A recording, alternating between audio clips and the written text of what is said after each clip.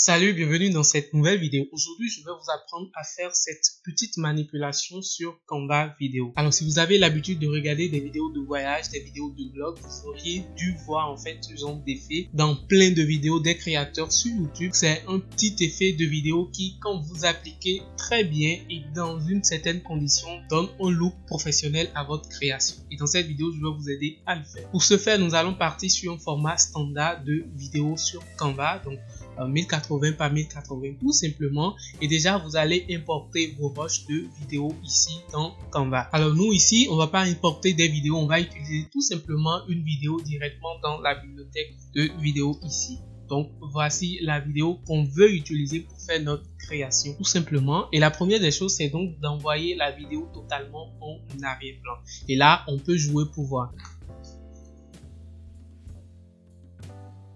Alors l'astuce ici c'est vraiment de réussir à identifier exactement le moment où notre dame ici appuie sur sa caméra pour pouvoir couper la vidéo là. Donc vous pouvez zoomer votre timeline ici tout simplement pour mieux voir exactement ce qui se passe ici. Donc je reviens ici, je tire et exactement au moment où elle appuie sur son déclencheur de caméra là, tout simplement on va couper la vidéo là. Donc faut cliquer tout simplement sur S, arriver à ce niveau là et la vidéo va se couper. Maintenant ce qu'on va faire c'est de télécharger voilà la deuxième partie de la vidéo ici tout simplement. Quand vous cliquez sur le bouton partager, vous faites télécharger.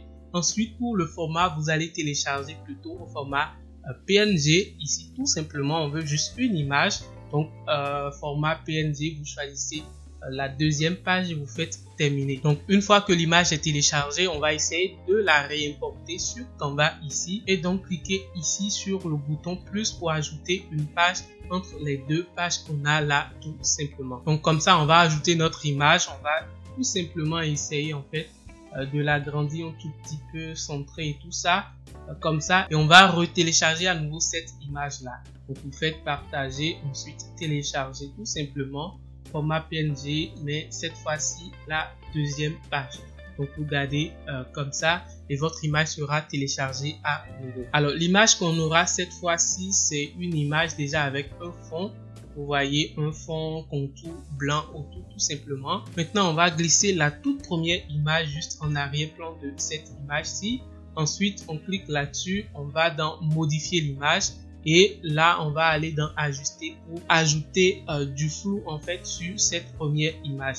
Ensuite on clique sur la seconde image, on sort de ajuster et par ici on va ajouter en fait l'effet d'ombre tout simplement. Donc on va ajouter en fait l'effet d'ombre brillance sur cette image-ci, laisser en fait les paramètres et cliquer sur appliquer. Vous pouvez ensuite faire comme ceci ou agrandir un tout petit peu votre image et changer un peu la position pour vraiment avoir l'effet qu'on recherche. Alors tout ce tralala vous permet en fait de réussir à refaire un peu voilà quelque chose du genre, avoir un environnement comme ceci, et c'est vraiment ça qui va faire tout l'effet de capture qu'on recherche. Maintenant c'est bon, on peut cliquer ici tout simplement pour réduire en fait le timing de l'élément que voici. Donc on le met sur 2 et on revient totalement ici pour jouer. Donc je fais comme ça.